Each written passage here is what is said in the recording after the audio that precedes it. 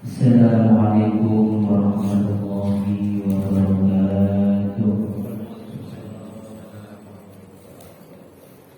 Jamaah salat hadirin Allah, mari kita mulai dalam hari ini yang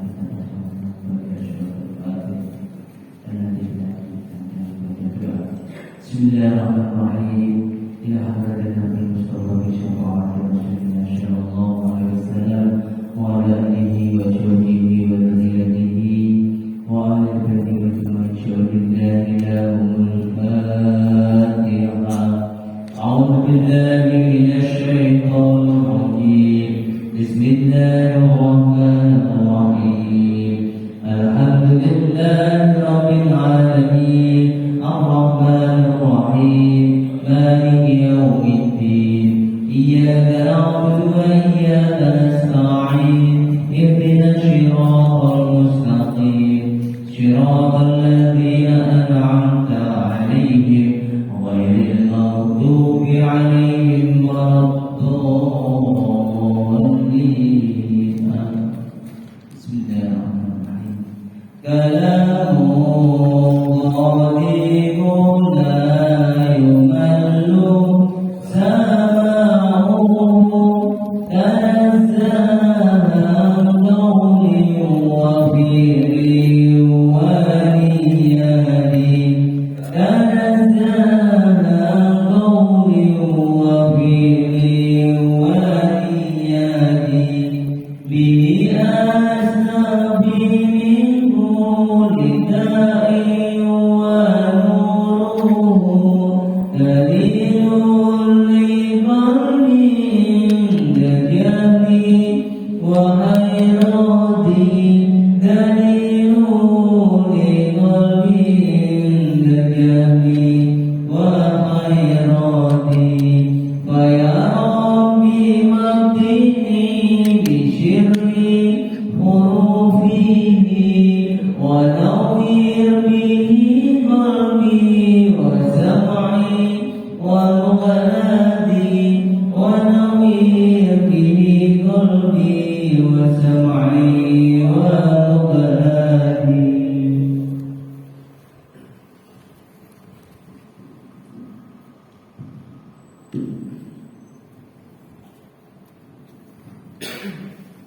Bismillahirrahmanirrahim.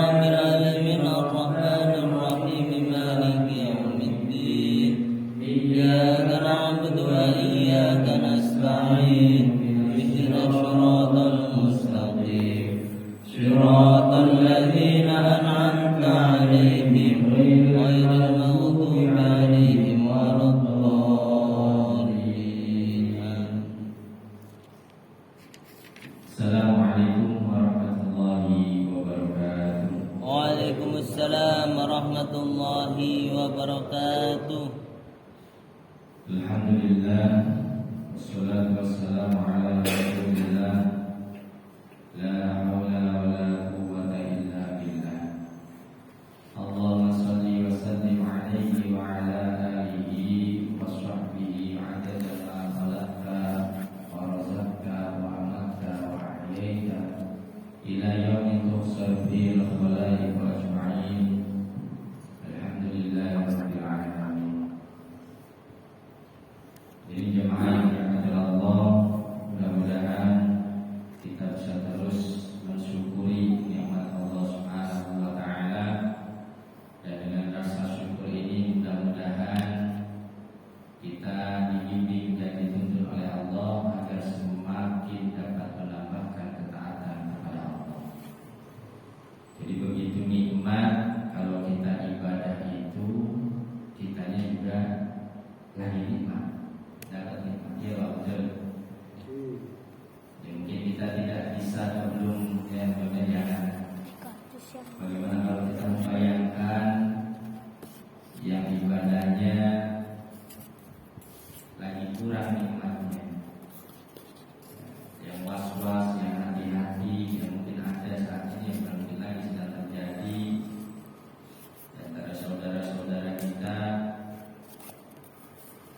yang tempatnya lagi perang, ya was-was ibadah dalam perang, atau yang lagi gak perang juga lagi banyak utang, dia gak nikmat juga ibadahnya, atau yang lagi sakit, karena sakitnya akhirnya ibadahnya pun gak bisa nikmat. Maka kita syukuri nikmat Allah Subhanahu wa taala, kita masih diberikan kesempatan dalam menjalankan kewajiban yaitu menuntut ilmu. Ini bagian nikmat dari Allah.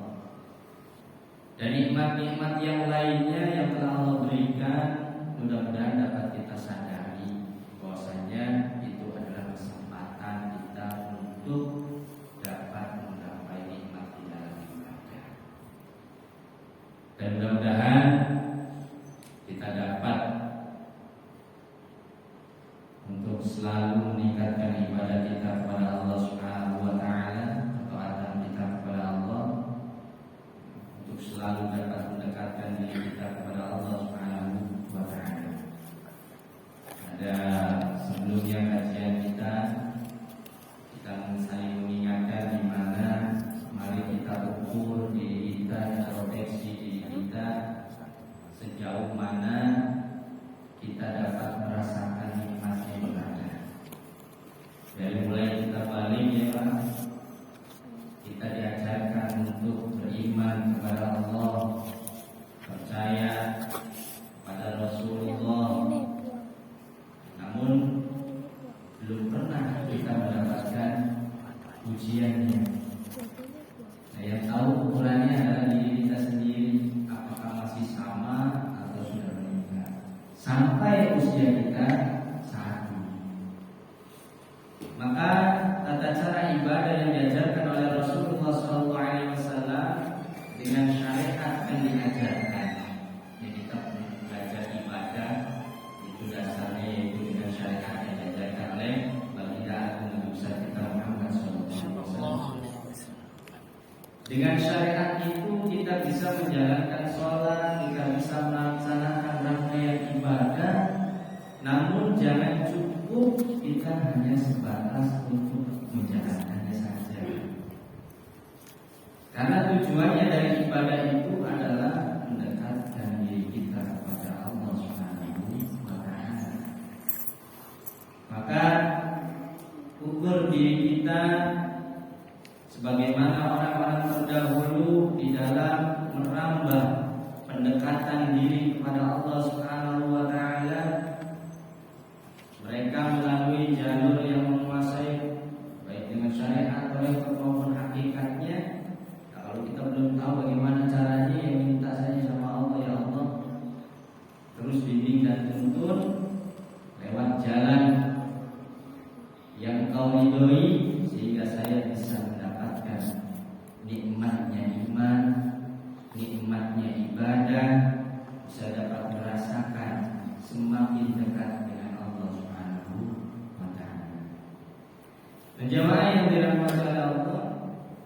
menjalankan apa yang diperintahkan oleh Allah serta meninggalkan larangan dari Allah Subhanahu wa taala. Tujuannya tadi ibadah itu adalah untuk mendekatkan diri kita kepada Allah. Cuman ada masalah-masalah yang mungkin kita perlu perhatikan. Sebab-sebab yang menjadikan diri kita ini sulit untuk dapat merasakan manisnya iman, sulit kita untuk dapat merasakan tenangnya ibadah. Nah, ini yang perlu kita sadari. Hal-hal apa saja yang membuat diri kita ternyata sholat gak ada rasanya, zikir yang ada bedanya, gak bisa nyegah, kemudian lisan yang berpikir kemudian tidak mengeluarkan kata yang kotor. Ternyata masih belum bisa rangkaian ibadah amal tubuh kita, gerakan badan kita, tangan, kaki kita yang ditujukan untuk ibadah, tapi ternyata masih ada tindakan-tindakan dengan tangan kita, mata kita, semuanya kaki kita ternyata masih juga untuk melakukan dosa. Jadi jamaah yang dirahmati Allah, seharusnya ketika kita menenggelamkan diri kita baik dengan lisan, ucapan di situ dan perbuatan kita, ketika kita bisa menjalankan ibadah, seharusnya sudah tidak bisa lagi untuk menjalankan suatu kesalahan atau dosa. Nah, faktor dan sebabnya yang hakikatnya diri kita ini tercipta, kalau ditelusuri, manusia itu adalah makhluk yang sempurna, yang tercipta dari nur Nabi Muhammad SAW yang mulia. Namun ada hijab-hijab yang membuat diri kita itu kemudian sulit tadi untuk dapat mendekat kepada diri Allah, untuk dapat merasakan nikmatnya ibadah kita dan iman kita. Hadirin jamaah yang dirahmati Allah, nah sebab-sebab itu memang Rasulullah SAW sendiri di dalam hadis yang diriwayatkan oleh Ibnu Majah, memang Rasul menyatakan bahwasanya kullu bani Adam khata'un, setiap anak cucu Nabi Adam dia pasti memiliki kesalahan, khata', melakukan kesalahan. Akan raya kita katakan bahwa manusia itu memang tempatnya salah, tempatnya dosa.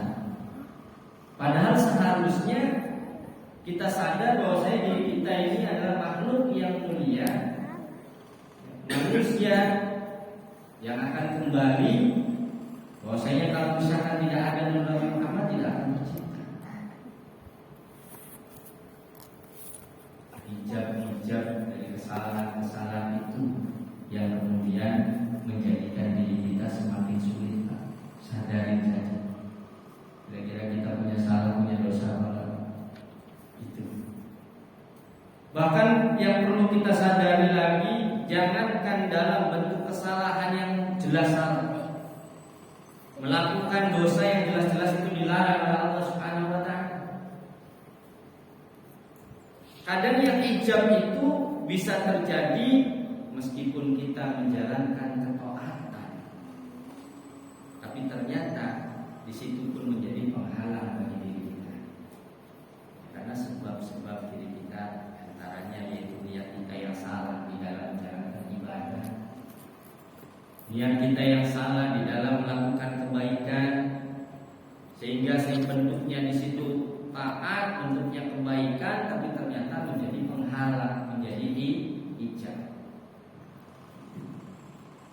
Ya, jelas Pak ya, kalau yang seharusnya dalam ibadah, dalam kebaikan itu adalah tujuannya Allah, tapi karena kita kemudian tujuannya adalah dunia, maka itu menjadi penghalang kita untuk ke padahal dalam ketaatan apabila di dalam dosa. Ya contoh kita berzikir, kita baca Al-Quran, misal baca Al-Quran agar rezekinya banyak, zikir agar kerjaannya naik pangkat. Kira-kira tujuannya itu kemana ya? Bentuknya zikir, bentuknya baca Quran, bahkan sholat sampai bangun malam. Agar apa? Agar dunianya enak. Mau semua tahajud biar dijamin oleh Allah. Betul, Allah berikan itu ketika manusia mau berzikir, ketika hamba Allah mau baca Quran, ketika hamba Allah mau bangun malam. Betul, Allah akan berikan. Karena memang Allah akan memberi sesuai dengan apa yang diminta. Kita sholat malam karena kita ingin dunia, Allah akan berikan. Kita baca Al-Quran karena ingin mendapatkan kedudukan, Allah berikan. Namun tidak menjadikan diri kita kemudian dekat dengan Allah, sebatas hanya dunia. Nah, bahwa jamaah yang dirahmati Allah, makanya ini diantaranya sebab-sebab yang kemudian menjadi hijab diri kita tidak dapat merasakan nikmatnya ibadah. Kenapa? Ngebut disuruh zikir 4.444 kali, ngebut, ngejar target banyak, sampai puyeng-puyeng ngantuk, kopi habis bikin lagi, biar melek ya terus. Masya Allah, ngejar target. Tapi yang ditargetkan bukan ketenangan, ya, zikirnya yang ala bidzikrillah tatmainnul qulub, seharusnya dapat menenangkan hati. Artinya tenangnya hati ya, ada duit nggak ada duit itu bisa tenang harusnya. Ya kenapa? Karena dia sadar bahwasanya Allah Subhanahu Wa Taala. Itu kesulitnya, kita sulit ke arah situ. Nggak bisa, Ustaz tetap butuh duit. Iya, tapi kalau misalkan kita nggak diberikan oleh Allah, mau kontang-panting kemanapun nggak akan datang. Cuma terkadang diri kita kemudian ketika kita kerja, ketika ini loh kerja makanya biar ada duit. Padahal itu adalah sebagai ikhtiar. Kadang kita untuk mengarahkan tujuan kita pada Allah aja sudah. Kerja biar dapat ini, biar bisa ini. Itu ternyata lupa kita memiliki kedudukan, memiliki pangkat sehingga kita punya katakan gaji yang besar saja. Nah ini kenapa? Karena usaha keras. Usaha keras saya hilang jamaah yang memang, makanya ini sebagai renungan bagi diri kita. Dulu saya mengatakan seperti itu. Rubah, bagaimana rubahnya? Ya rubah sadar. Kalau dulu zikir kita adalah karena pengen dapat sesuatu, pengen meningkat derajatnya, rubah sekarang zikirnya adalah minta untuk agar tenang. Rubah sholatmu ketika kau bangun malam adalah karena ingin dunia, rubah bangun malammu karena ingin mendekat dengan Allah. Jadi, baca Al-Quranmu rubah bukan karena ingin sesuatu, tapi rubah baca Al-Quranmu karena ingin berdialog dengan Allah. Semuanya ingin berdasarkannya itu Allah. Berbuat kebaikan karena merasa rezekinya adalah dari Allah. Allah menitipkan kepadaku, aku ingin berbagi agar apa? Aku ingin mendekat dengan Allah. Kasih sayang Allah, mudah-mudahan aku bisa mencontoh, meniru, mendapatkan kasih sayang aku seperti bagaimana Allah memberikan sayang kepada saya. Maka aku berbagi kasih sayang. Biasanya kan begitu Pak. Orang kalau misalnya dia itu ngefans, pasti akan mencontoh, akan meniru orang yang dikaguminya. Betul nggak seperti itu? Nah kalau sampai yang dikagumi itu adalah Allah, kira-kira sifat Allah semuanya ingin dihadirkan. Bagaimana sifat kasih sayang? Saya ingin menyayangi. Bagaimana Allah Maha Pemaaf? Saya ingin memaafkan. Udah lepas apa ini? Karena ngefans. Dan orang yang ngefans inginnya selalu dekat, inginnya ketemu, ngobrol di sini. Maka kalau misalkan kita dari kita muda sampai sekarang umurnya berapa, ya, dan tidak tahu tinggal berapa lagi, kalau kita nggak mau merubah diri kita, lantas nunggu apa? Sedangkan kalau misalkan kita tujuan ibadah kita, ketaatan kita hanya untuk dunia, maka sadarlah dunia itu akan kita tinggalkan. Jamaah yang dirahmati Allah perlu renungan. Makanya Rasul mengatakan seperti dari kullu bani Adam khata'un. Ya udah ini tabiatnya memang. Tapi apa? Wa khairul khata'ina at-tawwabun. Sebaik-baik orang yang melakukan kesalahan yaitu adalah orang yang bertaubat. Taubat bukan hanya cukup kemudian ya Allah ampuni saya, kemudian dia mau berubah. Minta maaf, kamu tidak mau berubah, yaitu belum taubat. Wahai jamaah yang dirahmati Allah,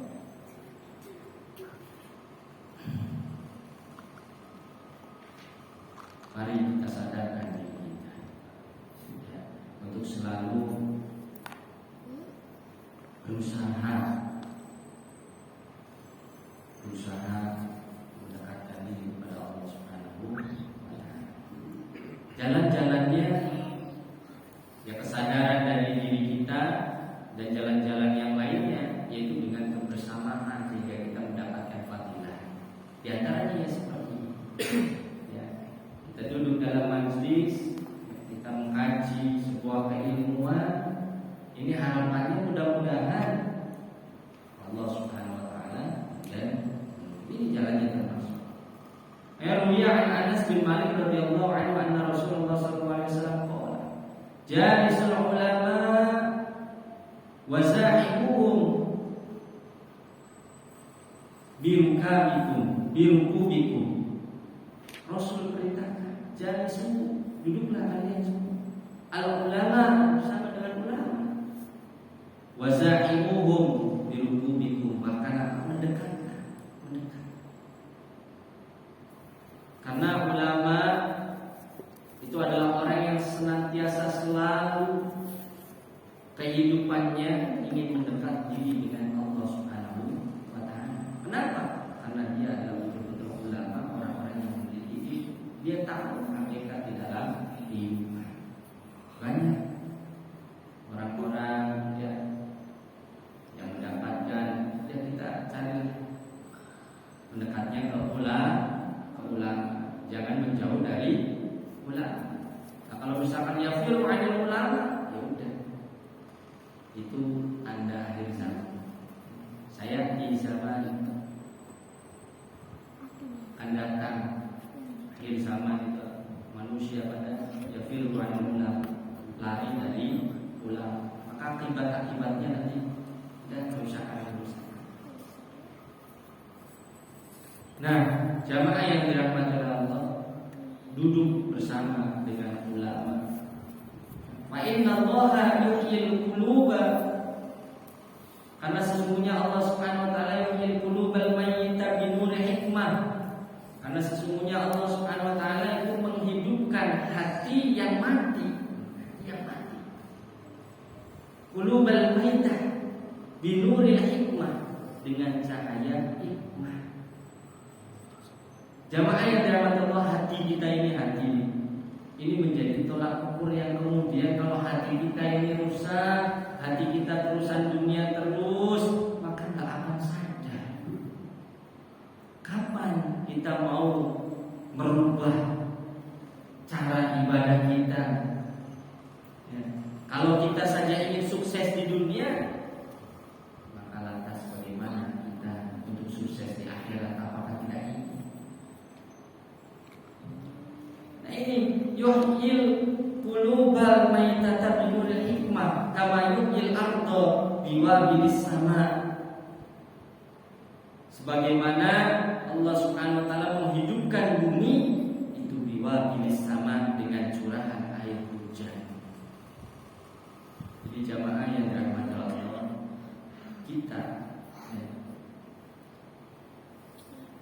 kita yang harus merubah diri kita. Saya juga pernah berpikir, kata pada zaman dulu itu seperti ini. Apakah ilmu itu hanya sebatas materi? Sehingga ilmu yang kita pahami kenapa kok enggak semuanya nyantel? Artinya nyantel itu bisa dilaksanakan. Sulit itu kenapa? Jadi seolah-olah ilmu begini, tapi ada ilmu itu yang kita pelajari tapi belum bisa kita terapkan, belum terapkan. Itu jawabannya yang diberikan karena kita masih sebatas menjalankan apa yang diperintahkan oleh Allah dan meninggalkan apa yang dilarang oleh Allah. Belum tunduk pasrah taat sepenuhnya kepada Allah Subhanahu wa Ta'ala. Maka yang jamaah yang dirahmati Allah, kita menjalankan semuanya itu dengan apa? Ya tadi dengan syariat kita sudah diajarkan, itu tata caranya. Tapi belum ke tujuannya. Maka ketika kita menjalankan apa yang diperintahkan oleh Allah, meninggalkan apa yang dilarang oleh Allah, itu adalah suatu kewajiban yang kemudian kita jalankan. Tapi kita belum dapat sampai ke tujuannya. Kenapa kita harus demikian menjalankan semua ini? Kita pernah bertanya, mungkin kita juga kita sholat, kita semuanya itu apa ya?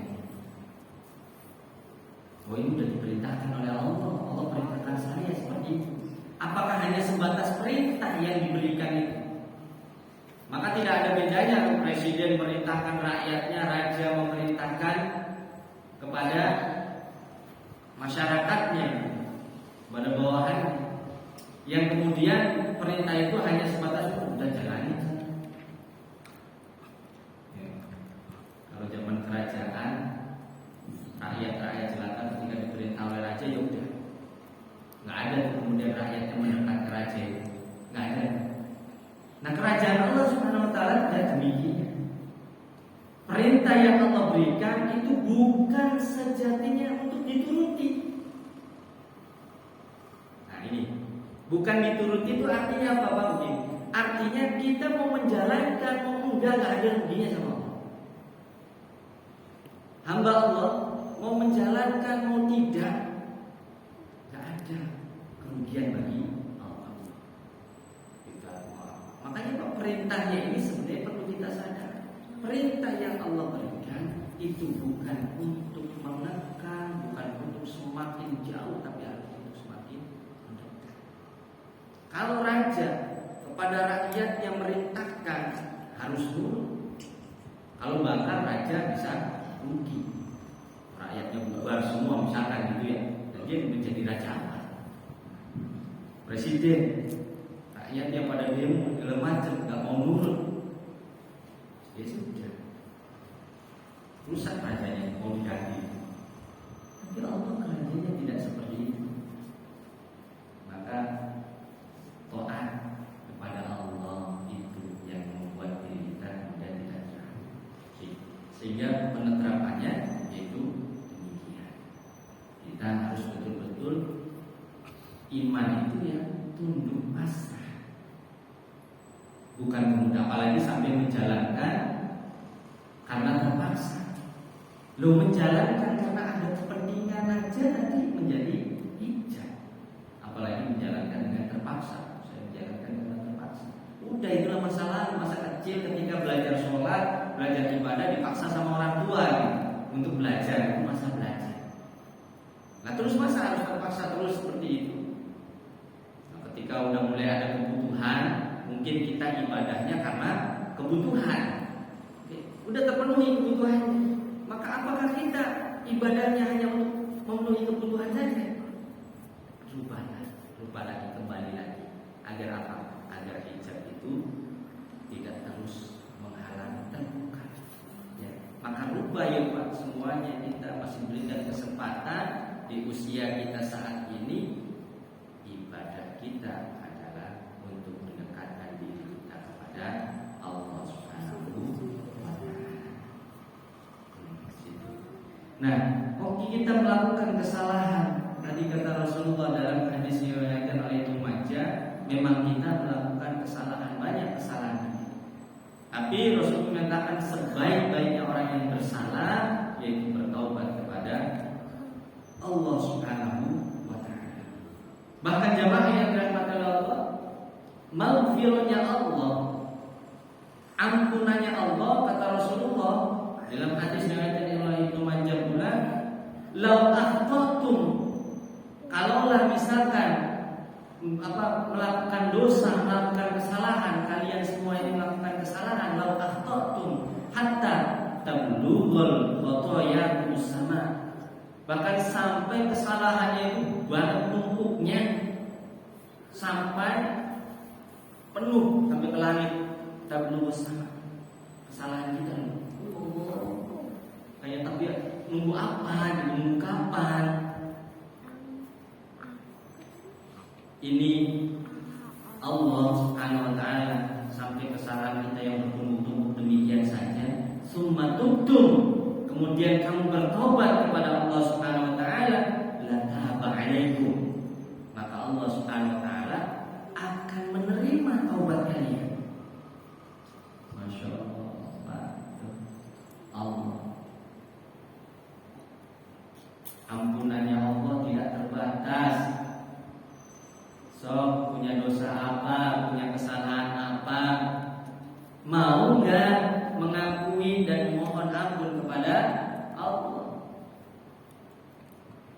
Namun awas, ada batasannya di mana Allah Subhanahu wa taala ini sudah tidak ada lagi, tidak ada arti apa iman dan taubatnya seseorang itu sudah tidak ada artinya. Jangan sampai kita kemudian terlambat untuk bertaubat kepada Allah, terlambat kita untuk menyadari bahwasanya kita tujuan hidup itu untuk apa, terlambat kita memahami, oh ternyata baru di akhir.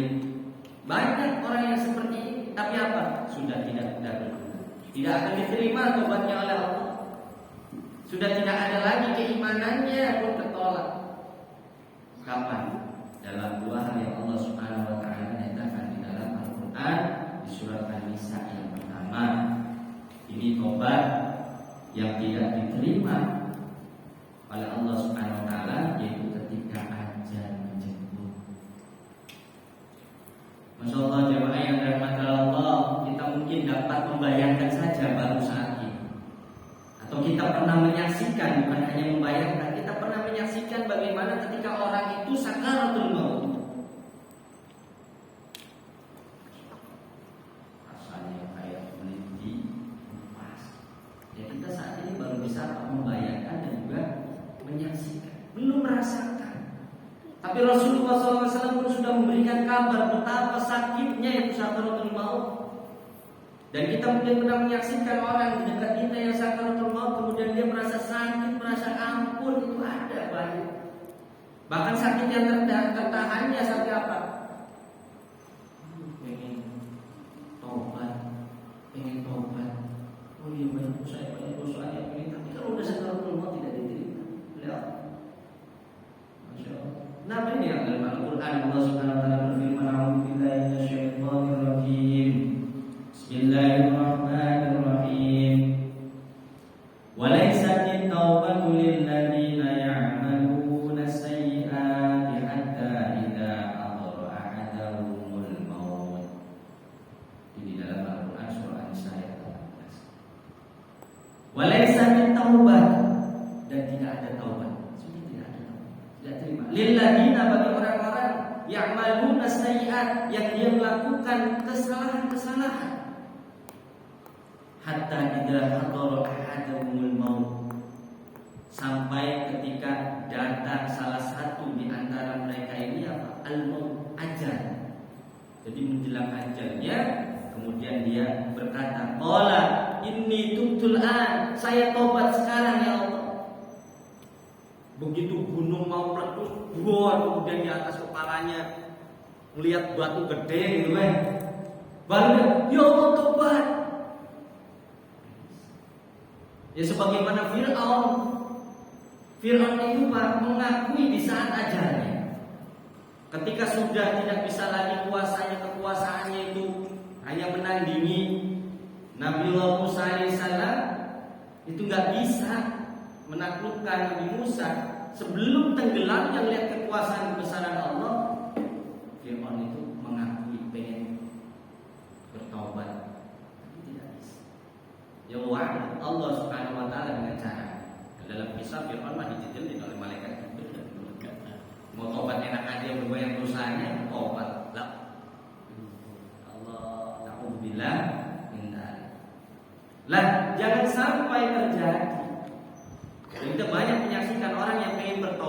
kalimat la ilaha illallah saja tidak bisa. Kenapa? Apa yang tersumbat? Ini yang tidak diterima yang pertama dalam Al-Quran surat An-Nisa itu berkata dia ketika datang ajal, qala inni tubtul an, berkata saya tobat sekarang.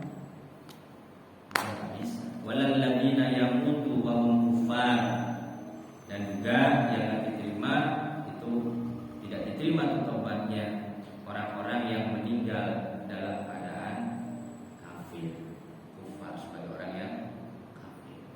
Makanya jamaah yang dirahmati Allah, mudah-mudahan kita jangan untuk diri kita saja, anak-anak kita ya, anak keturunan kita itu mudah-mudahan dijauhkan daripada kekufuran. Mudah-mudahan terus terjaga imannya, iman kita, iman anak-anak kita. Jangan sampai ada di jalur kemudian kita jalurnya anak kita alhamdulillah. Makanya itu pun enggak murninya kuasa Allah Subhanahu wa taala, tapi Allah pun melihat kepada usaha kita. Saat ini kita seperti apa?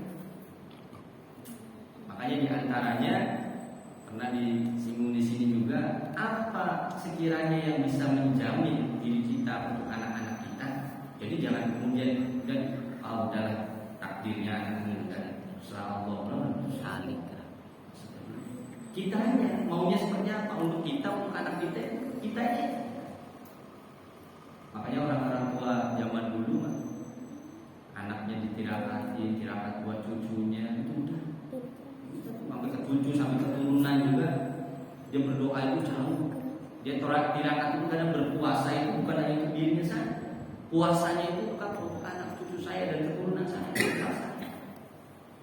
Nah karena betul-betul memegang. Kenapa? Karena perintah Allah, falyattaqullah, ketika bertakwa kepada Allah Subhanahu wa taala itu bukan hanya untuk diri kita, tapi apa? Untuk anak keturunan kita juga dijamin oleh Allah Subhanahu wa taala. Tak perlu takut. Yang belumnya, walyakhshal ladzina law taraku min khalfihim dzurriyyatan dha'afan khafu 'alaihim. Ya Pak, surat An-Nisa juga ya. Baik yang nyatet. Itu pun untuk anak-anak. Itu kita ya takwa kepada Allah Subhanahu wa taala. Jemaah yang dirahmati Allah, kemudian yang kedua, ketika taubat dan iman seseorang itu sudah tidak berguna lagi, itu disebut dalam Al-Quran surah Al-An'am ayat 158. Di sini saya tadi nggak sempat nyatet ayat Al-Qurannya, karena hanya suratnya saja yang disebut. Sini saya catat, sempat nyatet surat An-Nisa, nanti dicek aja Pak, Al-Quran surah Al-An'am ayat 158. Di situ Syekh Wahbah Az-Zuhaili dalam tafsir Munir ini mengatakan bahwasanya taubat dan imannya seseorang ini sudah tidak lagi berguna. Apa? Yaitu ketika dia baru melakukan taubat di saat datang hari kiamat. Jadi dua. Makanya mana akhir, semuanya akhir. Kalau maut tadi ajal itu akhir dari kehidupan kita, ya Pak. Kalau kiamat itu sudah akhir dari dunia. Makanya kita itu pasti berakhir, mau cepat mau lambat, nggak perlu nunggu kiamat. Tapi kalau udah ajal datang, kita sudah berhenti di dunia ini, selesai. Jadi kalau misalkan dulu takut mati, udah ada tanda-tanda kiamat, tanda kiamat begini. Gak usah nunggu tanda kiamat nggak tahu kapan. Kita itu kalau misalkan bisa jadi sebelum kiamat juga, kalau ajalnya sudah datang ya sudah berakhir kehidupan dunia. Cuman masalahnya sekarang diri kita ya. Jangan sampai kemudian kita taubat hanya apa? Di saat ajal mau datang, sama di kiamat itu dua tempat ini sudah tidak ada benar, tidak diterima taubat kepada Allah Subhanahu wa taala. Ini jamaah yang dirahmati Allah, mari terus kita renungkan diri kita, introspeksi diri kita. Kalau saja orang-orang terdahulu yang banyak melakukan dia zikirnya, dia sholatnya, dia mulailnya, kita mencontoh orang-orang yang demikian yang dekat dengan Allah, kira-kira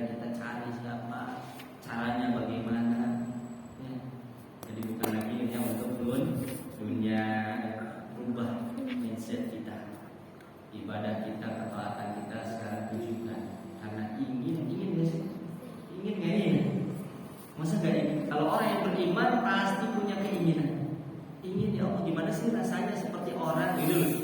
Gimana rasanya ya Allah seperti orang yang ketika sholat itu kok bisa merasakan kehadiran-Mu? Ya Allah, bagaimana sih rasanya zikir ketika sampai zikir ini kok bisa tenang? Bukan di dunia. Ya Allah, ingin saat sujud ini betul-betul merasakan sujud ini bisa diterima. Annaka ya seolah-olah melihat ya ayat pada Allah. Maka Rasulullah SAW saja dalam hadis yang diriwayatkan oleh Imam Muslim, Rasul itu menyerukan kepada manusia, ya ayyuhan nas tubu ila Allah. Wahai manusia, bertaubatlah kepada Allah Subhanahu wa ta'ala. Fa inni atubu, saya juga selalu. Fa inni atubu, saya juga bertaubat kepada Allah, memohon ampun kepada Allah. Siapa? Nabi yang sudah dijamin oleh Allah. Ya Allah, kalau kita mau kayak Nabi susah. Kalau kayak Nabi Muhammad, tapi melebihi nabi-nabi Bani Israel bisa. Ya. Nah, karena umat Rasulullah SAW ulamaul itu ka'anbiya'i Bani Israel. Ulama ummati, kata Rasul, ulama umatku itu seperti nabi-nabi Bani Israel. Jadi bisa kalau lebih. Nah, ini Rasulullah SAW saja, Pak ini aku menyatakan saya juga bertaubat, mohon ampun kepada Allah. Bahkan fil yaumi ilaihi mi'at marrah. Bahkan Rasul mengatakan saya sehari 100 kali mohon maaf kepada Allah Subhanahu wa taala. Bertaubat kepada Allah, kepada Allah itu 100 kali Rasul. Kita berapa kali? Ya mudah-mudahan ya kita pun dengan terus menyambung pada guru-guru kita, kepada para ulama, kepada para habaib, hingga kepada Rasulullah SAW, kita mendapatkan bagian. Mendapatkan bagian yang penting, kita jangan memutus. Kesinambungan itu, wasilah-wasilah itu terkadang banyak ulama-ulama yang dia pun beristighfar, istighfarnya itu ya Allah astagfirullahaladzim umatin Muhammad. Jadi kita mudah-mudahan dapat istighfar. Tapi ya istighfar sendiri bagus, yang menunggu bagian kita pun beristighfar.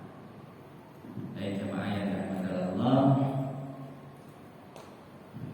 demikian mudah-mudahan ada hikmah dan manfaat dari kajian kita pada hari ini. Mudah-mudahan kita terus diberikan keistiqomahan oleh Allah Subhanahu wa taala. Amin. Dan kita dalam menuntut ilmu ini, mudah-mudahan Allah jadikan diri kita orang yang berilmu, menjadi ulama, baik ulama dunia maupun ulama akhirat. Karena itu adalah dari Allah. Mudah bisa terus istiqomah. Amin ya rabbal alamin. Mari kita tutup dengan doa bacaan gerak. Alhamdulillahirrahmanirrahim. Subhanallah wa bihamdihi, asyhadu an la ilaha illa anta, astaghfiruka wa atubu ilaik. Assalamualaikum warahmatullahi wabarakatuh. Waalaikumsalam warahmatullahi wabarakatuh.